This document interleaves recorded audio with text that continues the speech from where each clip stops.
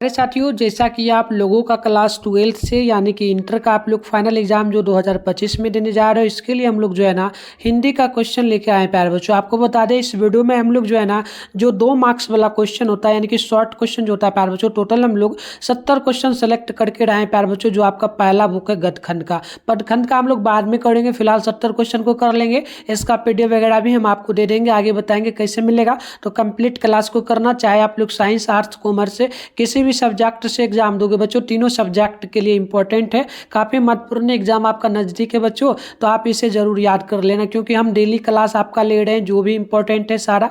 एक बार मैं क्लास का टाइम बताता हूँ, अगर न्यू बच्चे आप लोग आए हैं तब। साइंस का क्लास आपका इस चैनल पे शाम में 7 बजे होता है, और आर्ट्स का क्लास रात में 8 बजे होता है। कंप्लीट हम लोग इंपॉर्टेंट क्वेश्चन का सेशन चला रहे हैं प्यारे बच्चों। तो चैनल वगैरह को सब्सक्राइब कर लेना आप लोग, नोटिफिकेशन कॉल पे प्रेस कर लेना, वीडियो को तो लाइक कर ही लेते और वीडियो को शेयर वगैरह भी कर ही लेना। तो चलो, विषय कोड वगैरह आपको सारा चीज़ पता ही है बच्चों। बिना देरी करते हुए स्टार्ट करेंगे। क्लास का टाइम बता दिया, इस नंबर पे मैसेज कर लेना 98 355 16 710 पर। आप अपने नेम, जिला का नेम, क्लास 12 साइंस, आर्ट्स जो भी सब्जेक्ट होगा लिख के भेजना, हम आपको ग्रुप में ऐड वगैरह कर देंगे बच्चों। तो चलिए स्टार्ट करते हैं। तो चलिए बच्चों, यहाँ पर देखिए, सबसे पहले जो आप लोगों से क्वेश्चन पूछा जा रहा है ना, पहला क्वेश्चन आपसे क्या बोला, यदि हम में वाक शक्ति ना होती तो क्या होता है, यानी कि हमारे हम में बोलने की शक्ति नहीं होती तो क्या होता है। क्योंकि अभी हम बोल रहे हैं तो हमारे पास वाक शक्ति है। तो देखो उत्तर होगा, व्यक्ति जो ना लुपजुंग गूंगा बनकर रह जाता, वह अपना सुख दुख दूसरे को नहीं बता पाता, मनुष्य को का इतना विकास नहीं हो पाता, कोई किसी की सहायता नहीं कर पाता। इस प्रकार से आंसर हो जाएगा। अगला क्वेश्चन होगा कि वाक शक्ति का क्या महत्व है। तो देखो, वाक शक्ति के कारण व्यक्ति अपनों मनोभाव को जो है ना प्रकट कर पाता है। क्योंकि अभी मैं बोल रहा हूँ तो आप लोग सुन पा रहे हो, ठीक है। तो देखिए, अपना सुख दुख का जो ना सुना पाता है, एक दूसरे के सुख दुख में सहायता हो पाता है। अगला क्वेश्चन देखेंगे तो यहाँ पर तीसरा नंबर क्वेश्चन है कि आर्ट ऑफ कन्वर्सेशन क्या है। तो देखो, यह बातचीत की एक श्रेष्ठ कला है, जो ना सौहृदय की बात कला को आर्ट ऑफ कन्वर्सेशन कहते हैं। तो ध्यान रखिएगा।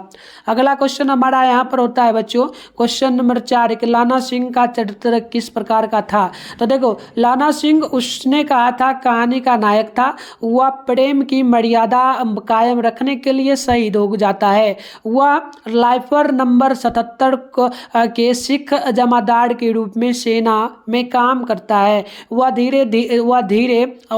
वीर, निर्भीक और विलक्षण बुद्धि का युवक था। बचपन में जना अल्हड़ बालक के रूप में दिखाई पड़ता था, और परंतु 25 वर्षों के बाद वीर सैनिक बन जाता है। अगला क्वेश्चन यहाँ पर हम देखेंगे बच्चों। तो अगला क्वेश्चन हमारा होता है 5 नंबर। उसने कहा था, दिव्य जना प्रेरणोत्सर्ग की कहानी है या नहीं। तो देखो, प्रेरणा देने की कहानी, ठीक है। तो देखो, उसने कहा था दिव्य प्रेरणोत्सर्ग की कहानी है, क्योंकि उसका नायक लाना सिंह है, प्रेम के लिए अपने प्राण का उत्सर्ग दे देता है। अगला क्वेश्चन हमारा बनता है 6 नंबर। उसने कहा था, कहानी का प्रारंभ कहाँ और किस रूप में होता है। तो देखो, उसने कहा था, कहानी का आरंभ अमृतसर के भीड़ भाड़ वाले बाजार से हुआ। वहीं जो है ना सिख लड़का और लड़की एक दुकान पर मिले। लड़का मामा के केस धोने के लिए दही, है ना, दही, और लड़की रसोई के लिए जो है ना बड़ियाँ खरीदने गई थी।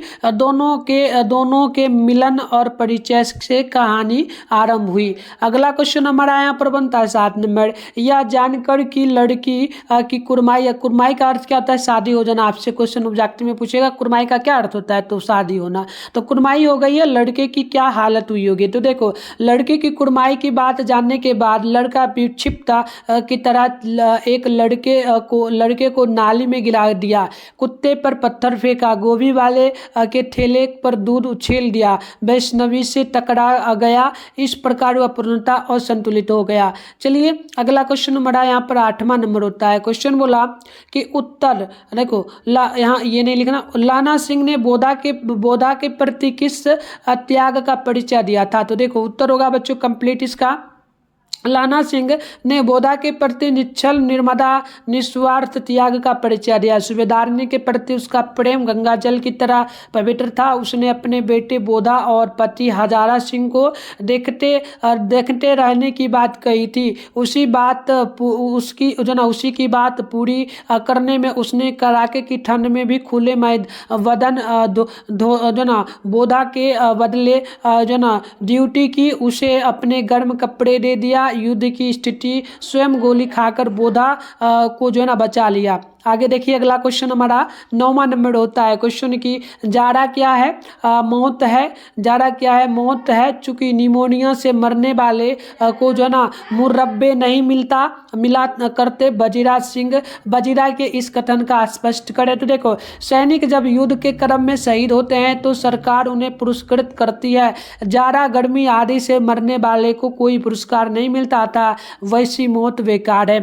अगला क्वेश्चन 10 नंबर होता है बच्चों की फिरंगी मेम के बाग में क्या था? तो देखो, फिरंगी मेम के बाग में हरी हरी मखमली घास थी, उसमें सुंदर फल फूल भी थे। नेक्स्ट क्वेश्चन हमारा यहाँ पर होता है 11 नंबर। उसने कहा था कहानी कितने भागों में बटी हुई है? कहानी के कितने भागों में शुद्ध का वर्णन है? तो देखो, उसने कहा था कहानी 5 भागों में बटी है। कहानी के 4 भागों में युद्ध का वर्णन किया गया है। तो चलिए नेक्स्ट क्वेश्चन यहाँ पर देखिए बारह है कि जयप्रकाश नारायण कौन थे? तो देखो, जयप्रकाश नारायण महान स्वतंत्रता सेनानी होने के साथ स्वतंत्रता प्राप्ति के बाद भारत में संपूर्ण क्रांति के अग्रदूत थे। पूरे देश में उन्होंने क्रांति फैला दी। अगला क्वेश्चन हमारा 13 है कि भ्रष्टाचार की जड़ क्या है? तो देखो, भ्रष्टाचार की जड़ सरकार की गलत नीतियां हैं। इस कारण ही देश समाज में अनाचार दुराचार फैल रहा है। जनता अन्याय के नीचे दबी है। अगला क्वेश्चन हमारा 14 नंबर होता है बच्चों। क्वेश्चन है कि दिनकर जॉन का निधन कहाँ और किन परिस्थितियों में हुआ? तो देखिए, रामधारी सिंह दिनकर जी का निधन 24 अप्रैल 1974 ईस्वी को मद्रास में हुआ। बेल्लौर अस्पताल जाने के क्रम में जयप्रकाश बाबू मद्रास यानी चेन्नई में अपने मित्र श्री ईश्वर अभ्यर के यहाँ रुके। तो इसके बाद देखिएगा, दिन में दिनकर जी से भेंट हुई। दिनकर जी रामनाथ गोयनका यानी कि इंडियन एक्सप्रेस के मालिक के यहाँ रुके हुए थे। रात में अचानक दिल का दौरा पड़ा। उन्हें 3 मिनट में विल्डिंगन नर्सिंग होम में पहुंचाया गया। इलाज का पर्याप्त बंदोबस्त होने के बाद भी उन्हें बचाया नहीं जा सका। अगला क्वेश्चन यहाँ पर बनता है बच्चों की दल विहीनी लोकतंत्र और साम्यवाद में कैसा संबंध है? तो साम्यवाद का संबंध मार्क्सवाद व लेनिनवाद से है। दल विहीन लोकतंत्र का मार्क्सवाद से गहरा संबंध है। मार्क्सवाद के अनुसार समाज जैसे जैसे साम्यवाद की ओर बढ़ता जाएगा वैसे वैसे राज्य यानी कि स्टेट का क्षय होता जाएगा और अंत में स्टेटलेस सोसाइटी की स्थापना होगी। वह समाज निश्चय ही लोकतांत्रिक हो जाएगा। अगला क्वेश्चन हमारा 16 नंबर बोला गया, बापू और नेहरू की किन विशेषताओं का वर्णन बेपी ने अपने भाषण में किया? तो बिल्कुल ध्यान रखेंगे, जेपी होगा। जेपी जब बापू की बातों का विरोध करते थे तो बापू बुरा नहीं मानते थे, प्रेम से समझाते थे। नेहरू का भी यही स्वभाव था, वे बड़े भाई की तरह प्रेम देते थे। अगला क्वेश्चन हमारा 17 नंबर होगा, जयप्रकाश बाबू कम्युनिस्ट पार्टी में क्यों नहीं शामिल हुए? तो देखिए, उन्हें लगा कि आज़ादी की लड़ाई में कांग्रेस का नेतृत्व ही कारगर है। बुजुआ क्लास भी यदि स्वतंत्रता के लिए संघर्ष करता है तो उसका साथ देना चाहिए। इस आधार पर जेपी कम्युनिस्ट पार्टी में शामिल हुए थे। कम्युनिस्ट पार्टी में शामिल ना हुए। अगला क्वेश्चन हमारा 18 नंबर है, किसके आह्वान पर जयप्रकाश ने कॉलेज छोड़ा था? कॉलेज जनवरी 1921 ईस्वी में गांधी जी के आह्वान पर जयप्रकाश ने कॉलेज छोड़ दिया था। अगला क्वेश्चन 19 नंबर है, चुनाव सुधार के संबंध में जयप्रकाश बापू ने क्या विचार है? तो देखो, वे दल विहीन लोकतंत्र के साथ ग्राम सभा के द्वारा चुनाव कराने की हिमायती थे। इससे सरकार का खर्च भी बचेगा और निष्पक्ष चुनाव भी हो जाएगा। अगला क्वेश्चन क्वेश्चन 20 नंबर है, डेमोक्रेसी का दुश्मन जयप्रकाश बाबू किसे मानते थे? तो जयप्रकाश बापू अत्याचार के विरुद्ध शांतिपूर्ण आंदोलन करने वाले के विरुद्ध अत्याचार करने को डेमोक्रेसी का दुश्मन मानते थे, अर्थात शांतिपूर्ण प्रदर्शन यंत्र करने में डेमोक्रेसी के दुश्मन होते हैं। चलिए अगला क्वेश्चन 21 नंबर होगा हमारा, जयप्रकाश बापू की पत्नी और ससुर का क्या नाम था? तो जयप्रकाश बापू की पत्नी का नाम जो है ना प्रभावती देवी और ससुर का नाम था जो ना ब्रज किशोर प्रसाद। अगला क्वेश्चन 22 नंबर है, पुरुषों में नारी का गुण क्यों होना चाहिए? तो पुरुषों में नारी का गुण आने पर वह अधिक संवेदनशील दयावान बन जाता है, उसकी जो ना आक्रामकता कम हो जाती है। 23 नंबर क्वेश्चन है, नारी की पराधीनता कब शुरू हुई? तो देखिए कृषि सभ्यता के विकास के साथ नारी की पराधीनता शुरू हुई। पुरुष खेत खलियान संभालने लगा और नारी घर में फंसी रह गई। घर के सीमित क्षेत्र में उलझने के कारण नारी पराधीन हो गई। तो चलिए अगला क्वेश्चन 24 है कि स्टीरियोचिट गुण क्या है? तो देखिए प्रेम, दया, ममता, कोमलता, सहिष्णुता, माया, अभिरूपता आदि स्टूडियो के गुण है। इस कारण रविंद्रनाथ टैगोर, रवींद्रनाथ ठाकुर ने स्टूडियो को जो ना आधेड़ मानव यानी अधेड़ा कल्पना कहा था। अगला क्वेश्चन 25 नंबर बोला गया कि अर्धनारीश्वर की कल्पना क्यों की गई? तो देखिए समाज के विकास में स्त्री और पुरुष के समान योगदान को दिखाने के लिए अर्धनारीश्वर की कल्पना की गई। देवों के देव महादेव स्त्री और पुरुष दोनों थे, पुरुष के समान ही स्त्री को भी सम्मान मिलना चाहिए। स्त्री पुरुष पूर्ण रूप से समान है। अगला क्वेश्चन है 26 नंबर बच्चों, 26 नंबर आपसे यहाँ पर बोला गया प्रवृत्ति मार्ग और निर्वृत्ति मार्ग क्या है? तो देखिए प्रवृत्ति और निर्वृत्तिक मार्ग में बौद्ध धर्म से संबंधित प्रवृत्ति मार्ग में भोग विलास आनंद आदि की प्रधानता थी, जबकि निर्वृत्ति मार्ग में साधना तपस्या ब्रह्मचर्य आदि की निर्वृत्ति को जीवन के विकास का बाधक माना जबकि प्रवृत्ति मार्ग में नाली देह और सुंदरता को बड़ा स्थान दिया गया। अगला क्वेश्चन 27 नंबर बोला गया कि जिसे भी पुरुष अपना कार्यक्षेत्र मानता है वह नारी का भी कार्यक्षेत्र है। कैसे? तो देखो समाज और सृष्टि, ठीक है, समाज और सृष्टि के विकास में नर और नारी दोनों का ही समान रूप से भागीदार है। पुरुष का जो कर्म क्षेत्र है वह नारी का भी है, अतः उदार भाव से नारियों को साथ लेकर आगे बढ़ना चाहिए, उन्हें कमजोर मानना जो ना अतिहार होगा। अगला क्वेश्चन हो जाएगा कि बुद्ध ने आनंद से क्या कहा? तो बुद्ध ने आनंद से प्रिय शिष्य आनंद से कहा कि भिक्षुओं के प्रवेश के कारण 5 वर्षों तक ही चलेगा। अगला क्वेश्चन देखेंगे तो अगला क्वेश्चन यहाँ पर 29 है, बोला कि कुंती और गांधारी के जो ना संधि वार्ता से महाभारत रुक सकता था, स्पष्ट करें। तो देखिए कुंती और गांधारी ममतामयी माँ थी। बुद्ध युद्ध से अपने बेटों को बचाने के लिए जो ना समृद्धता कर लेती। बुद्ध में जो विनाश होता उसका खामियाजा जो ना स्त्रियों को विशेष भोगना पड़ता है, इसीलिए जो है वो युद्ध रोकने का प्रयास करती है। पुरुष पौरुष के अहंकार को समझौता नहीं कर पाता। इस प्रकार कुंती और गांधारी के संधि से महाभारत रुक सकता था। अगला क्वेश्चन हमारा यहाँ पर 30 है कि पुरुष के गुण क्या है? तो देखिए शौर्य, बल, पराक्रम, साहस, संघर्ष, वीरता, कठोरता आदि पुरुष के गुण सामान्य रूप से माने जाते हैं। जीवन के बाहुल्य क्षेत्र में काम करने की उसकी मूल प्रवृत्ति होती है। नेक्स्ट क्वेश्चन 31 नंबर बोला जा रहा है कि नर और नारी एक द्रव्य की दली 2 प्रतिमाएं हैं। कैसे? तो देखिए भगवान ने नर और नारी के शरीर का निर्माण एक वस्तु से किया है, सिर्फ उसकी शारीरिक संरचना में थोड़ा अंतर है। इस प्रकार दोनों एक ही वस्तु से बनी प्रतिमाएं हैं, उनकी शक्ति में कोई अंतर नहीं है। अगला क्वेश्चन यहाँ पर 32 नंबर आपसे बोला कुंती का परिचय है। तो कुंती पांडवों की माँ थी, वह सामान्य स्त्री की तरह ममतामयी माँ के रूप में भी दिखाई पड़ती है। कुंती पंचकन्याओं में भी एक मानी जाती है। यही कारण है कि अविवाहित अवस्था में ही उसे कर्ण जैसा पुत्र प्राप्त हुआ। लोक लाज के कारण उसे उन्होंने परिव्यक्त कर दिया। युधिष्ठिर, भीम, अर्जुन, नकुल और सहदेव ही कुंती के पुत्र के रूप में व्याख्यात हुए। चलिए अगला क्वेश्चन 33 नंबर आपसे बोला गया इतिहास इतिहास की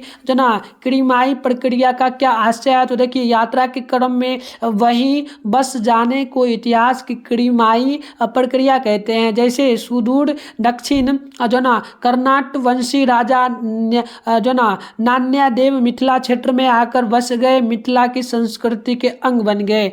अगला क्वेश्चन यहाँ पर 34 नंबर बोला, मालती के घर का वातावरण कैसा था? तो मालती के घर का वातावरण पूर्णतः संवेदन शून्य था। वहाँ सभी यंत्रवत जीवन व्यतीत कर रहे थे। पारिवारिक जीवन में सरसता का अभाव था। अगला क्वेश्चन आप देखेंगे 35 नंबर बोला जा रहा है, रोज कहानी में मालती को देखकर लेखक ने क्या सोचा? तो देखिए, मालती को देखकर लेखक ने सोचा, बचपन की चंचल भोली भाली मालती अब पूर्णतः बदल गई है। उसका जीवन पूर्णतः यंत्रवत नीरस हो गया है। पति डॉक्टर है जो सुबह से शाम तक रोगियों से घिरा रहता है। एक बच्चा है जो या तो सोता है या रोता है। इस प्रकार मालती के जीवन में उत्साह, उमंग, प्रेम, संवेदना जैसी जो है ना कोयल भावनाएं समाप्त हो गई। अगला क्वेश्चन 36 नंबर की, रोज कहानी में मालती ने किताब को क्या कहा? रोज कहानी में मालती ने किताब के पन्ने को प्रतिदिन फाड़कर फेंक दिया करती थी।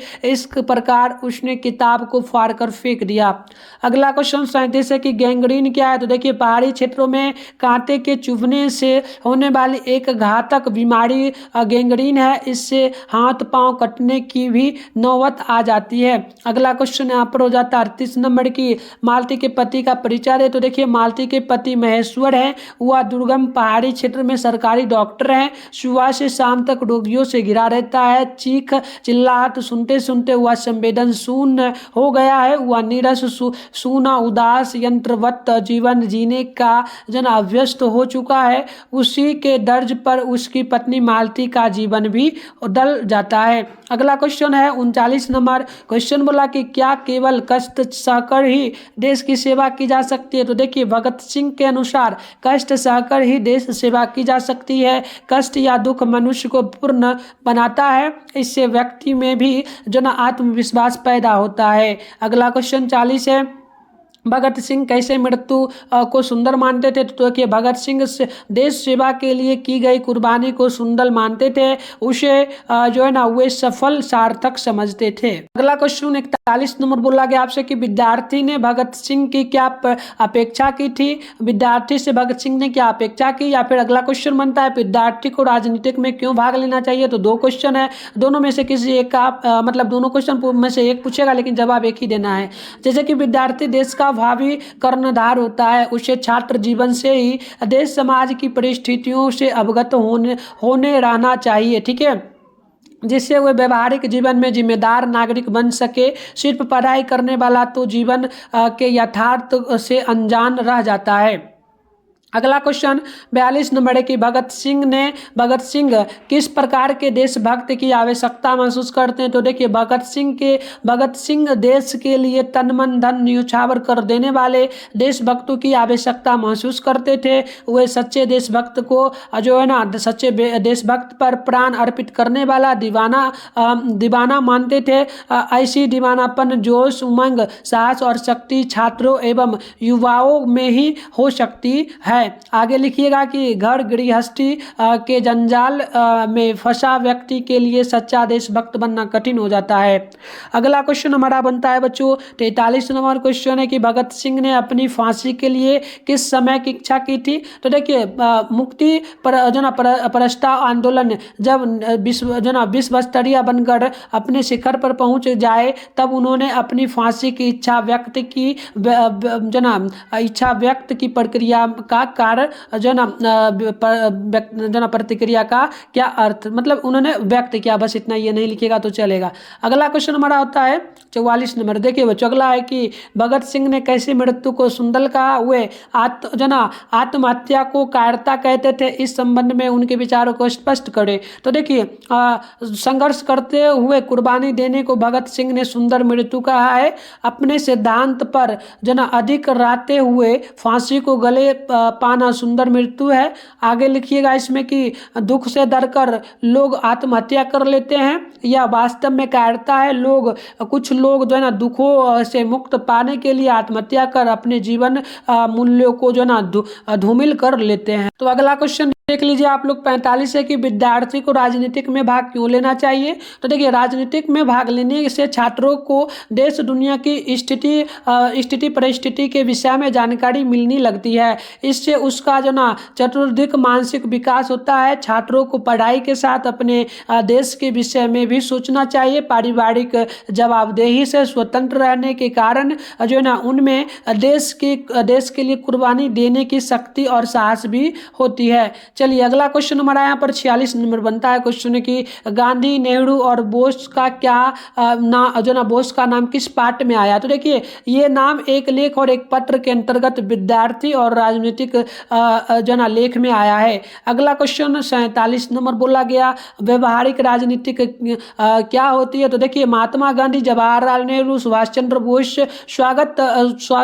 का स्वागत करना और भाषण सुनना जो ना व्यवहारिक राजनीतिक होती है। अर्थात लोगों को देश के प्रति सहज रूप से जागरूक करना व्यवहारिक राजनीतिक है। अगला क्वेश्चन 48 नंबर बोला गया, भगत सिंह कौन थे। तो देखिए, भगत सिंह भारत के महान स्वतंत्रता सेनानी थे, जिन्होंने अंग्रेजों के विरुद्ध केंद्रीय असेंबली में बम फेंका और उसी के आरोप में उन्हें फांसी की सजा दी गई। इस प्रकार भगत सिंह को आज़ादी के लिए शहीद स्वतंत्रता सेनानी माने गए। अगला क्वेश्चन हमारा यहाँ पर 49 नंबर बनेगा, चौर और मन किसे कहते हैं। तो देखिए, चौर और मन ताल को कहते हैं। चौर जहाँ उथले ताल होते हैं, वही मन गहरे ताल। चौड़ में जाड़ा और गर्मियों में पानी कम हो जाता है, उसमें जो है ना खेती भी होती है, तथा मन गहरे और विशाल ताल होते हैं। अगला क्वेश्चन 50 नंबर बनता है, चंपारण क्षेत्र में बाढ़ की प्रचंडता का क्या कारण है। तो देखिए, चंपारण क्षेत्र में बाढ़ की प्रचंडता का सबसे बड़ा कारण है जंगलों की कटाई। इस कारण तेजी से मिट्टी का कटाव हो जाता है। पेड़ पौधों की जड़ें मिट्टी के कटाव से रोकती है और पेड़ कट जाने के कारण बांध टूट जाते हैं। बाढ़ के प्रकोप बना रहता है। अगला क्वेश्चन हमारा 51 नंबर यहाँ पर बोला जा रहा है बच्चों। क्वेश्चन आपसे यहाँ पर क्या पूछा कि गोरों ने नीलहे किसानों पर क्या अत्याचार किया। तो देखिए, गोलहे नीलहे किसानों के साथ पशुपत व्यवहार करते हुए किसानों के द्वारा तनिक भी विरोध करने पर उनके घर को उजाड़ दिया जाता था। जिस मार्ग में अंग्रेज जाते थे उस पर पशु ले जाना मना था। उनसे बेकार काम लिया जाता था। उन्हें नजराने के रूप में भी देना पड़ता था। विरोध करने पर जेल में बंद कर दिया जाता था, मारा पीटा जाता था। अगला क्वेश्चन हमारा 52 नंबर बोला गया कि पंडुलिक जी कौन थे। तो देखिए, पंडुलिक जी चंपारण के भिट्टीरावा आश्रम विद्यालय के शिक्षक थे। वे गांधी जी के सच्चे अनुयायी थे। गांधी जी ने उन्हें बेलगांव में 1917 में बुलाया था। वे बड़े ज्ञानी निर्भीक और सदाचारी शिक्षक थे। अगला क्वेश्चन हमारा है 53 नंबर, सदानीरा किसे कहा गया। तो सदानीरा गंडकी नदी को कहा जाता है। अगला क्वेश्चन 54 नंबर है, घांगर शब्द का क्या अभिप्राय। तो धांगर शब्द का अर्थ होता है भाड़े का मजदूर। उन्हें 18वीं शताब्दी के अंत में चंपारण लाया गया। उन्हें छोटा नागपुर के आदिवासी क्षेत्र से लाया गया था।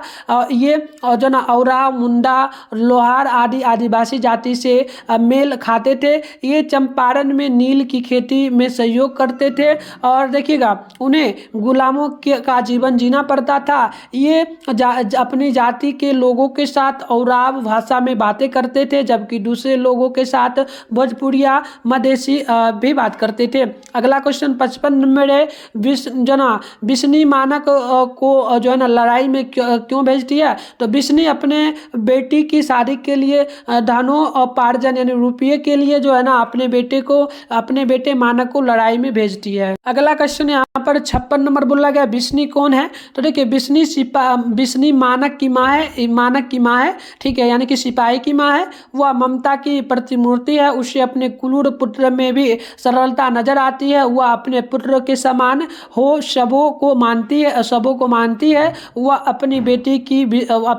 की जो ना विष्णी ममतामयी माँ है। अगला क्वेश्चन 57 नंबर है, यहाँ पर आपसे पूछा जा रहा है, क्वेश्चन बोला जा रहा है कि मानक और सिपाही एक दूसरे को क्यों मारना चाहता है। तो मानक और सिपाही दोनों ही युद्ध में गोली जो ना चलाते चलाते बर्बाद हो चुके थे। मानक जानता था कि यदि वह सिपाही को नहीं मारेगा तो सिपाही ही उसे मार देगा। इसी तरह सिपाही भी समझता था कि इस कारण दोनों एक दूसरे को मारना चाहता था। इस प्रकार अपनी सुरक्षा के लिए दोनों एक दूसरे को मार देना चाहते थे। अगला क्वेश्चन 58 नंबर बोला गया, पड़गीत क्या है। तो देखिए आत्मपरक एवं जो ना वैयक्तिक काव्य को परगीत कहा जाता है, जिसे अंग्रेजी में जो ना लिरिक कहते हैं। इसमें ना सामाजिक यथार्थ की अभिव्यक्ति होती है और ना इसको जो है ना उसकी अपेक्षा रहती है, या तो जो ना नितांत वैयक्तिक और आत्मपरक अनुभूतियों की अभिव्यक्त है। इससे मुक्त काव्य कहा जा सकता है। अगला क्वेश्चन आगे लिखिएगा कि प्रसाद, नीलाड़ा, मुक्तिबोध आदि की अधिकांश कविताएं पड़गीत है, या देखन में छोटन लगे घाव कड़े गंभीर जैसा होता, संक्षिप्तता भाव प्रवन्नता पद जो ना लालित्यता नाटकीयता आदि भरे होते हैं। तो इस प्रकार से होगा। 59 नंबर क्वेश्चन देखिए, हिंदी कविता में पड़गीतों का स्थान निरूपित करें। तो देखिए विद्यापति ने आधुनिक काल तक के कवियों की रचनाएं जो ना प्रगीतात्मक है, जिसमें जो ना सामाजिक जीवन का भी चित्रण है। चलिए अगला क्वेश्चन 60 नंबर बोला गया आपसे कि कला के लिए सिद्धांत क्या है। तो देखिए कला विश्व स्तर पर साहित्य के क्षेत्र में कला के लिए एक कला जीवन के लिए सिद्धांत का चलन है। इसमें कला को सिर्फ मनोरंजनात्मक रूप में प्रस्तुत किया जाता है। देखिए इसमें शास्त्रीय बातों पर अधिक ध्यान दिया जाता है, जैसे कि रीतिकालीन काव्य इसका उदाहरण माना जा सकता है। अगला क्वेश्चन 61 नंबर देखिएगा, हेडमास्टर कलीराम ने ओम प्रकाश को क्या आदेश दिया। तो देखिए हेडमास्टर कलीराम ने ओम प्रकाश को जो ना शीशम के पेड़ से टहनी तोड़कर लाने और उससे झाड़ू बनाकर स्कूल के कमरे बरामदे खूब बढ़िया से साफ करने का आदेश दिया। साथ ही सामने के मैदान को भी साफ करने को कहा था। अगला क्वेश्चन हो जाएगा 62 नंबर की, क्या झूठन शीर्षक सार्थक है। तो देखिए हाँ, झूठन शीर्षक पूर्णतः सार्थक और सटीक है। यह शीर्षक रचना के मूल में है। उसी की जो ना परिधि में पूरी रचना का फैला हुआ लेखक जूठन खोने वाले दिन के दर्द में ही रचना को केंद्रित रखना चाहता है। अगला क्वेश्चन 63 नंबर है कि जूठन पाठ के लेखक का क्या नाम है, उसकी विधा क्या है। तो देखिए जूठन पाठ के लेखक का नाम ओम प्रकाश वाल्मीकि या गद्य की आत्मकथा विधा है। अगला क्वेश्चन 64 है कि धरती का क्षण क्या होता है। तो देखिए जिस समय शब्द और अर्थ एक दूसरे का हाथ पकड़ते हैं वह धरती का क्षण होता है। अगला क्वेश्चन 65 नंबर बोला जा रहा है आप लोगों से, लेखक के अनुसार सुरक्षा कहाँ। तो लेखक डायरी सिर्फ नाम के लिए ही नहीं लिखता, बल्कि वह उसे जो ना अपने कर्म की साक्षी बनाना चाहता है।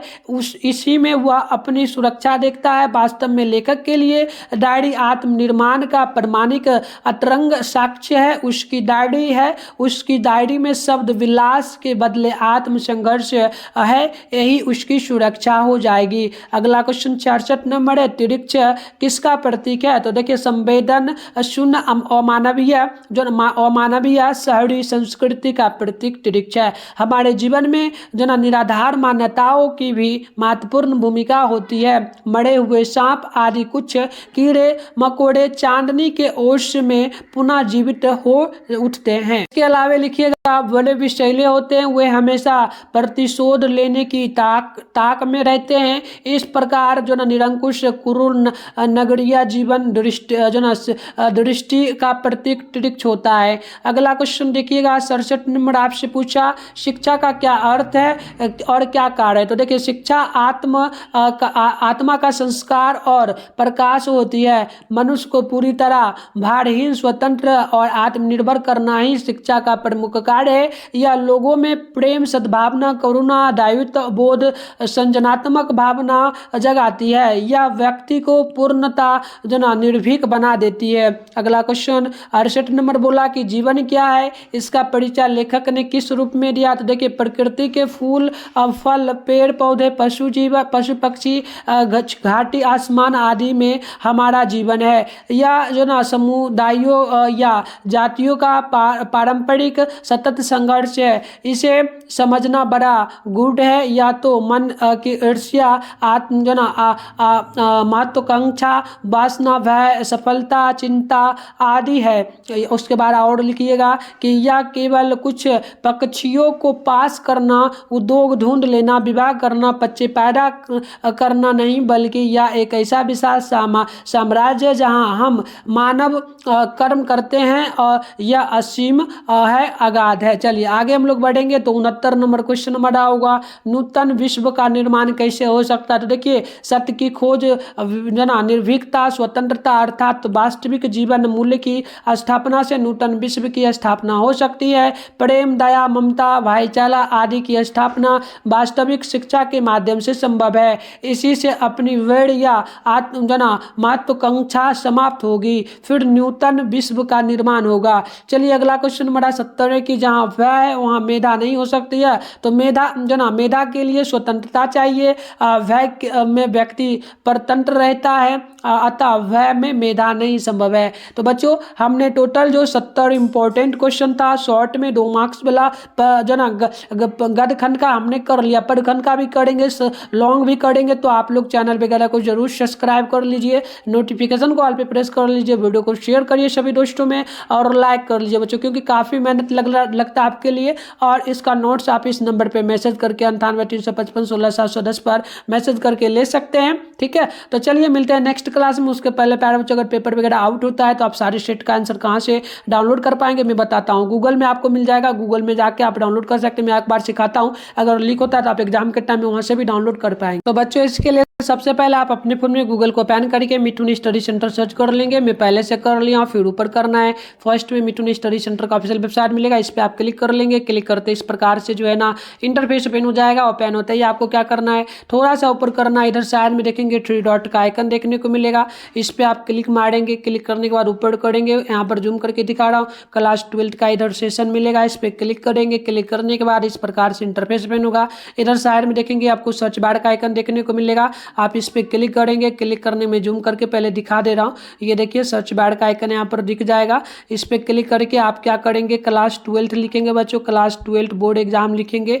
बोर्ड एग्जाम लिख देना है, बोर्ड एग्जाम। ठीक है, बोर्ड एग्जाम लिखना है, वायरल पेपर लिखना है आप लोगों को, वायरल पेपर 2025 इतना सर्च कर लेना है। सर्च करने के बाद आप ऊपर करेंगे ना तो आपके सामने जो है फोटो दिख जाएगा, आप यहाँ पे क्लिक करके डाउनलोड करेंगे। मैं नेक्स्ट वीडियो में बताऊंगा कैसे करना है। मिलता है नेक्स्ट वीडियो में, तब तक के लिए बाय।